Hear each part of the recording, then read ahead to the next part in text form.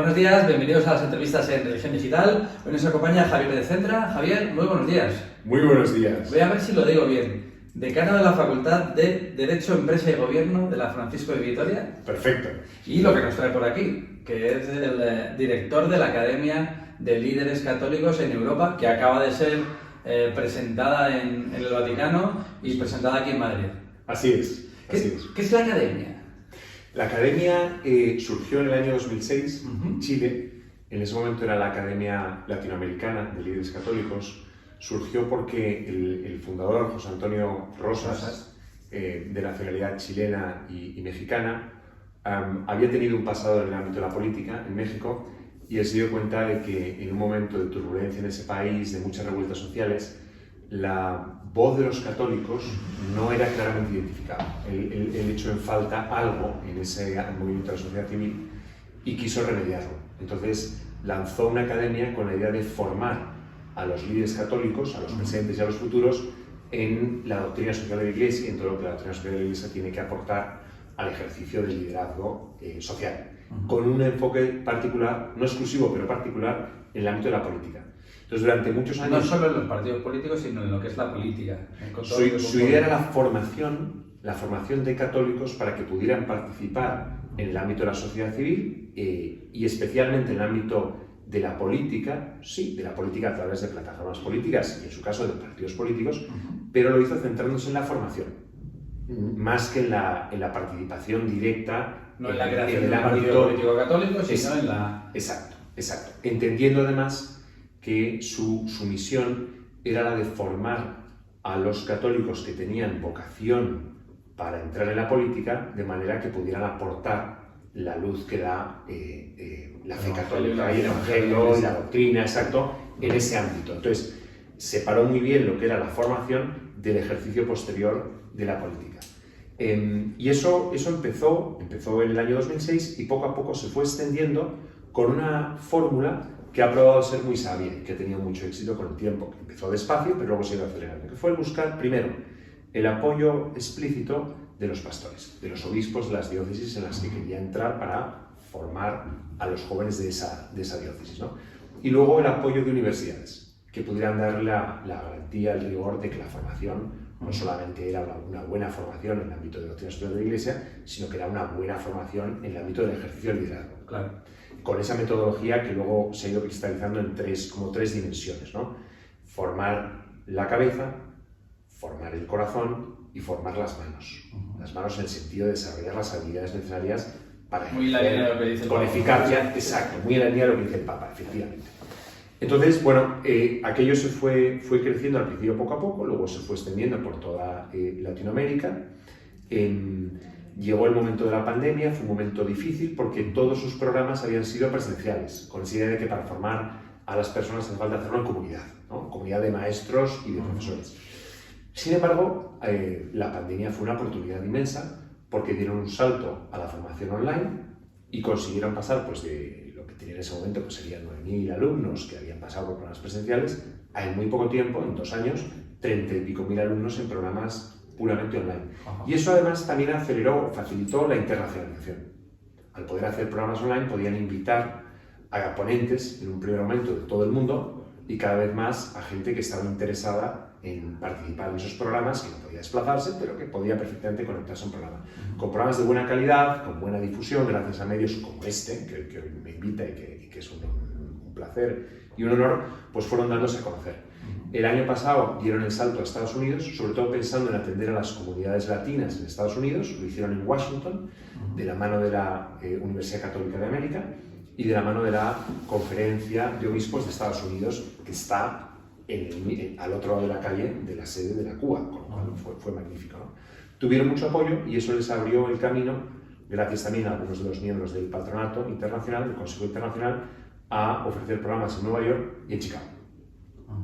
Y lo que vimos el año pasado es que tenía mucho sentido, ya después de la pandemia, ya habiendo entrado y habiendo visto el éxito de la formación online, vimos que tenía mucho sentido el plantear la entrada en Europa y ahí el Consejo, con el cardenal Carlos Aguirre a la cabeza y con un apoyo muy fuerte del arzobispo de Madrid y cardenal, don Carlos Osoro, vieron que tenía mucho sentido el cambiar su estrategia, que pasaba por centrarse en las Américas para incluir Europa y convertirse ya de verdad, ya de hecho, en una academia internacional, que era un nombre que tenía desde el principio, pero que en el fondo no había pasado de ser un deseo. Entonces, con la entrada en Europa, ahora ya sí se puede decir que es una academia internacional. Una Europa, Javier, que no pasa por sus mejores momentos en cuanto a política. Estamos hablando de una Europa y de una España también, no sé si es una cuestión de los tiempos que vivimos, pero extremadamente polarizada en lo político y también en lo social. Hay mucho blanco, mucho negro, mucha falta de capacidad de encontrarse. Y probablemente también la academia pueda cumplir una función en ese sentido.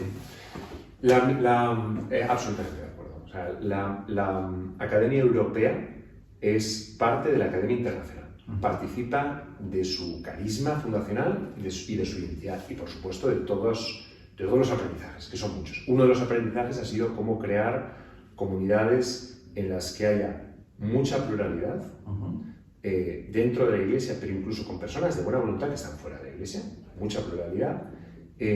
Un enfoque muy popular, en el sentido de no hacer distinciones por clases sociales, por clases económicas o clases políticas, y muy fiel al Papa, y muy fiel a la Iglesia. Entonces, con esas 3 P's, plural, popular y profundamente fiel al Papa, ha conseguido crear espacios de comunión, donde hay un diálogo que va de corazón a corazón, porque va de corazón a corazón, pasa por la cabeza también, y ayuda a todos a andar en verdad, y a avanzar juntos en la verdad y a corregirse mutuamente.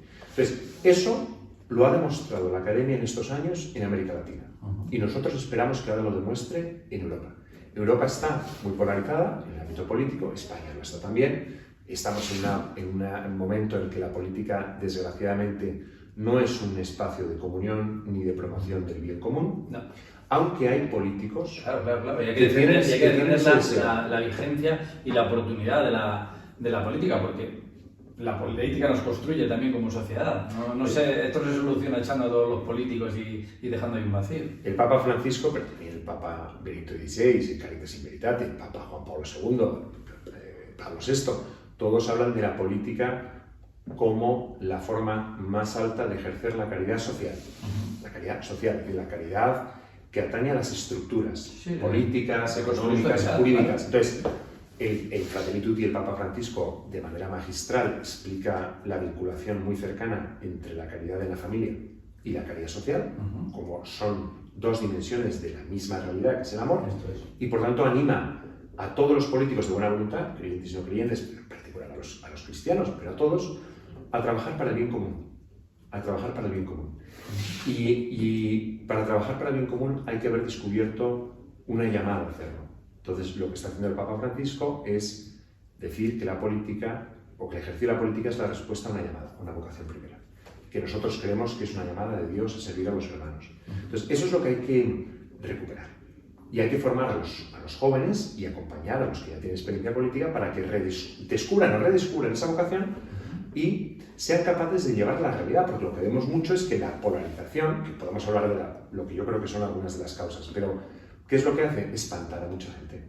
A mucha gente que viendo eso, uno se desvincula de los políticos y dice, la política tiene sus propias dinámicas y es bueno conocerlas, pero estar lejos. Sí, salvando las distancias, lo que ha ocurrido con la Iglesia después de algunos escándalos, mucha gente de muy buena voluntad ha decidido apartarse, sigue teniendo fe, sigue creyendo, pero no se fía de la institución. Entonces hay que salvar, igual que había que salvar y hay que seguir salvando la institución, hay que salvar el ejercicio de la política. ¿Se puede ser creyente, responsable y constructor de iglesia en sociedad perteneciendo prácticamente a cualquier partido político?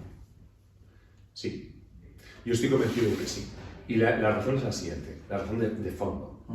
El corpus de doctrina social de la Iglesia, vamos a hablar de doctrina social de la Iglesia con propiedad desde la Rerum Novarum de León XIII, pero lo único que hace la doctrina social de la Iglesia es poner especial atención a las realidades sociales, políticas y económicas para leerlas a la luz de la revelación y para poder dar orientación a los católicos en el ámbito social. Eso es lo que hace, ¿no? Entonces, la doctrina social de la Iglesia, como se basa en los evangelios, se basa en las enseñanzas de Cristo, se basa en la continuidad de la Iglesia, lo que hace es leer los signos de los tiempos y plantear una serie de principios que luego hay que ver cómo se llevan a la realidad de cada momento y que permiten, y no solo permiten, sino fomentan muchas maneras distintas de abordarlo, desde muchas sensibilidades distintas. La Iglesia es enormemente diversa porque es universal, es la Iglesia católica. Entonces, la traslación de la doctrina social de la Iglesia al ámbito de la política permite que se lleve a través de partidos políticos de todo el arco ideológico, por decirlo así, pero con una clave, que me parece a mí que es fundamental.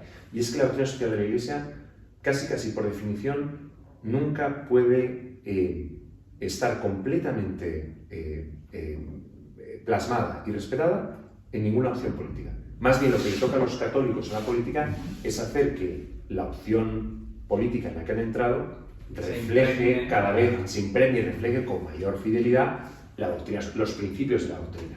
Luego, cada uno, según su sensibilidad y sus circunstancias, pues lo hará con unos acentos o con otros. La clave aquí está, me parece a mí, a entender que lo que nos une es la doctrina social de la Iglesia.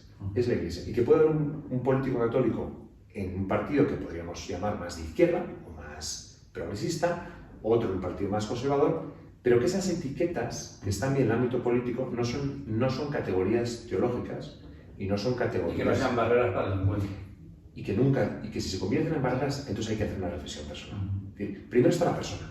La doctrina social de la Iglesia nos habla de la caridad social. Sí, sí. Las personas por delante, la dignidad del otro exige escuchar mucho, reconocer todo lo bueno, y cuando uno encuentra que puede aportar al otro y que uno esté abierto a que el otro le aporte también y le haga cambiar. Claro. Uno está en conversión permanente. Eso es lo que la academia considera su misión fundamental. Animar a los jóvenes que, teniendo vocación, la callan para no meterse en líos, a, como dice el Papa Francisco, entrar en el lío. Y luego los que están en la política, a regenerar su vocación, a reilusionarse y a trabajar en el sitio en el que estén, tratando de impregnar... Y a recordar por qué se meten en política, que es no por otra cosa que por intentar cambiar las realidades y hacer un mundo más vivible para todos. Que eso, la conexión con el Evangelio es tan evidente. Eso es. Y luego ya creo que es de cada uno. Está en el ámbito de la conciencia bien formada, el que cada uno en un momento dado tenga que decidir. Esto más bien es un discernimiento constante. Claro. Si en un momento dado el partido en el que está ha entrado en una dinámica que hace que ya no pueda estar ahí. Pero eso es la conciencia de cada uno. Que el otro gran trabajo, mucho más de fondo tal vez, y de estructura, es entender que los partidos también deberían dejar de ser estructuras tan monolíticas que obligan a cualquiera de sus miembros a votar a ciegas. Cuando la imagen del Congreso en el que el portavoz o el responsable parlamentario levanta un dedo, dos o tres, es sumamente clarificadora de lo que haces paso. Sí, o sea, en España, desde luego, en las democracias avanzadas, los miembros del Congreso, del Congreso de los Diputados o del Senado, de alguna manera tienen libertad. Otra cosa es que sea lógico en toda institución humana que haya orden, que haya unas líneas, pero claro, eso es lógico, ¿no? Porque si no hubiera eso sería imposible crear una sociedad humana que funcionase, pero siempre respetando la libertad y más en el ámbito de la política, donde la libertad de conciencia es fundamental. Y un partido sano es un partido en el que hay mucho debate, en amistad. El debate puede ser riguroso, y el que se busque siempre el consenso dentro del partido, pero que en el límite, cuando no hay consenso y toma de conciencia, que sea libertad y que no haya consecuencias de multas o de expulsiones. Eso es algo que efectivamente que con mucha caridad y con mucho realismo, pero sí que hay que denunciar o hay que plantear que eso no debe ser así. Y desde el punto de vista de la Constitución española no debe ser así. Es una deriva que reduce la calidad del sistema. Sí, reduce la calidad del sistema. No te quiero hablar mucho más tiempo, pero entiendo que la academia no se plantea en ningún momento la creación de un partido político católico por antonomasia, ni nada por el estilo, pero porque lo que pretende es lo contrario, que haya presencia de lo católico en todos los puntos de la Exacto. O sea, la academia, una vez que ha ayudado a que los que tienen vocación se acerquen a la academia y los que están en el ejercicio de la política la descubran y quieran acercarse a ella, lo que busca es formar en doctrina social de la Iglesia, formar en grandes dilemas que hay que abordar en el ámbito de la política, formar en habilidades de negociación y muchas otras que son necesarias, y luego crear una comunidad en la que todos los que están puedan sentirse acompañados y puedan ir formándose y puedan ir o bien decidiendo cómo quieren ejercer esa vocación o si ya están en un partido, que puedan sentir el aliento, el apoyo de la academia. Eso es, por lo tanto, la respuesta es no va a montar una plataforma política y desde luego no va a vincularse a partidos políticos en concreto. Lo que hace es, con personas concretas, generar una comunidad epistémica y una comunidad de amistad. Una comunidad de amistad además en torno al Señor, en torno a Cristo, que para eso es una academia católica. Y dicho eso, quiere entrar en Europa, y esto es importante.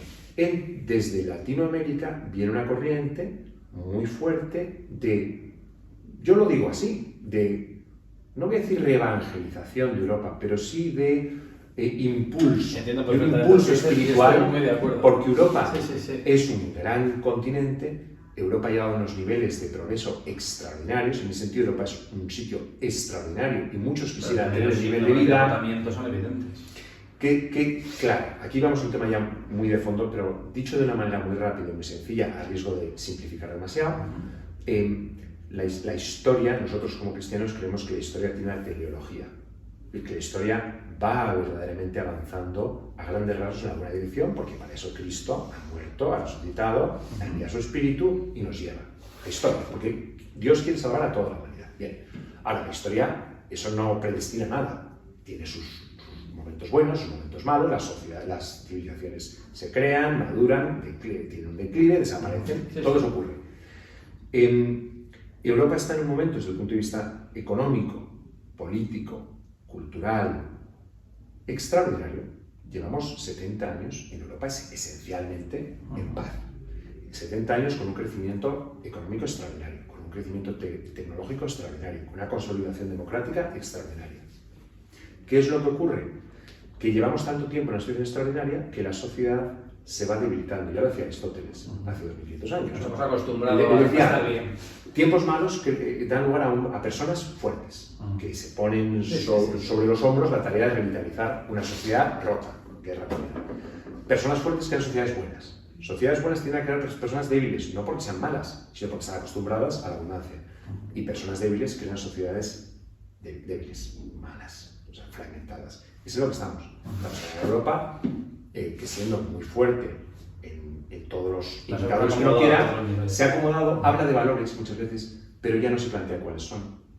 Ha desvirtuado mucho sus valores. Los valores que están en el Tratado de la Unión Europea se interpretan de una manera muy laxa, no se llevan a sus últimas consecuencias, a veces se les da la vuelta, y eso tiene como consecuencia una sociedad débil. Entonces tenemos una Europa débil desde el punto de vista moral, ético y social, cada vez más fragmentada. Entonces, Europa siempre se ha salvado y ha evolucionado a golpe de crisis. Lo que ahora buscamos, y es nuestra aportación en humildad y reconociendo todo lo bueno que se ha conseguido, es decir, oye, Europa, ojo, como decía San Juan Pablo II, ¿no? en Santiago de Compostela, en el año 89, no te olvides de tus raíces, que el árbol es espectacular, pero hemos visto árboles muy grandes caer, porque las raíces se pudren, eso no lo ve nadie, pero de repente el árbol enferma y muere en muy poco. Entonces, ¿a qué nos referimos con morir? No nos referimos a que el proyecto político o económico o social muera, no nos referimos a eso, pero sí nos referimos a que si desde el punto de vista espiritual Europa, la Unión Europea sobre todo, que se constituyó después de la Segunda Guerra Mundial, cuyos padres eran cristianos, extraordinarios en lo político, extraordinarios, sabios, capaces, eficaces, eficientes, generadores de consensos. Si Europa se olvida de eso y se olvida de sus raíces, que son judeocristianas, que son griegas, que son romanas, y entra en un relativismo, en un pensamiento débil, que es en lo que estamos, en poner poca atención a la demografía, a la familia, a la vida, la que es demográfica es impresionante. Y si Europa se debilita en eso, tendrá que aceptar una inmigración grande, que es una riqueza, pero si es una inmigración porque uno descuida la demografía, vamos a encontrar con que lo que podía haber sido un regalo de repente es un problema. No soluciona un problema, no es una oportunidad. Aquí hay temas duros y en los que es muy fácil caer en la controversia y en la polarización. Lo que quiere la academia es analizarlos con rigor, en profundidad y en comunidad, escuchando todos los puntos de vista, pero constantemente diciendo, como es academia, pues como es en el sentido de academia propio, de Platón, de una institución dedicada a la verdad, queremos fomentar de manera particular ese debate. Y luego que cada uno lo lleve a la arena principalmente política, ya digo, no solo porque también formamos a líderes en la sociedad civil o en la empresa, que lo lleve y que lo lleve como considere, según su conciencia, pero sabiendo que lo hace en comunidad, que me parece muy importante también. O sea, es muy difícil entrar a las bravas en un partido político si uno no tiene en ese partido relaciones de amistad, Claro. si uno no tiene una visión compartida con unos cuantos, si uno no tiene el apoyo económico de otros que... Con esto, y lo dejo muy claro, no me refiero a entrar en política por la puerta de atrás o entrar con estrategias para tratar de controlar el poder. No. Pues La academia es formación en el ámbito estrictamente prepolítico. Lo insisto para que no se nos malinterprete. Y el ámbito de la academia es el ámbito de la libertad. ¿Dónde os podemos encontrar? Pues la academia tiene, de alguna manera, su sede ahora mismo es como doble, ¿no? Por una parte, y como es obvio, el arzobispo de Madrid, el cardenal don Carlos Osoro, es el presidente de Europa, por lo tanto, esa es la sede. Pero es verdad que yo, como director ejecutivo, pues he aportado la sede física de la Universidad Francisco de Vitoria, de la facultad, que aporta, además del cariño, un espacio físico, un equipo de personas que le dedican tiempo, unos ciertos recursos. Dicho esto, no es de la Universidad Francisco de Vitoria. No es la academia no es la Universidad Francisco de Vitoria. La Universidad Francisco de Vitoria da este paso y espera que haya muchos que se sumen. Y el que Religión Digital pues haga esta entrevista, pues a mí me alegra muchísimo, porque se ve que la academia es plural y que queremos que haya Nos muchos. queremos sumar a un proyecto abierto de políticos y de constructores de sociedad. Nosotros del mundo de la comunicación, que no deja de ser también política en algún sentido, pero apoyando también desde el Evangelio, desde nuestra visión, que es muy plural también, a una construcción de un mundo mejor. Y añado primero, porque quiero decirlo, ¿y dónde está y cómo hemos conseguido que esto avance rápido? Muchas veces los proyectos que son de Dios avanzan más rápido de lo que somos capaces de pensar y de planificar, ¿no? Se han dado algunas condiciones. Una de ellas es que dentro de la UFU y de la Facultad de Derecho, Empresa y Gobierno se ha constituido una escuela de gobierno y liderazgo, se llama Escuela de Gobierno y Liderazgo Isabel la Católica, con la generosidad de la Fundación Inesio del Morodo, que participa de esta misión, de este deseo de reformar la política y que nos ha confiado en nosotros y ha puesto unos recursos que nos permiten, por ejemplo, becar a muchos de los alumnos de este primer programa, de líderes católicos europeos, que tiene unos 40 alumnos de toda la Comunidad de Madrid, de universidades públicas y privadas, y también jóvenes profesionales, que están todos juntos durante 9 sábados formándose en esta metodología de manos, cabeza y corazón, y con becas gracias a la generosidad de la Fundación. Es decir, que se crea esta autopista de la que hablaba el cardenal Osoro, esta corriente en la que hay muchos, no voy a tirar el cartel, en la que hay muchos, y que nos alegra mucho el poner nuestro granito de arena al principio para que esto vaya creciendo. Y vamos a seguir caminando por esa autopista y sumando coches, sumando vehículos, sumando personas, sobre todo, y haciendo comunidad. Camino hacia Europa y camino hacia donde nos lleve. Muchísimas gracias, Javier, muchísima suerte y aquí nos tenéis para lo que necesitéis. Igualmente. Y a ustedes pues les esperamos en nuevas ediciones de las entrevistas en Religión Digital. Muy buenos días.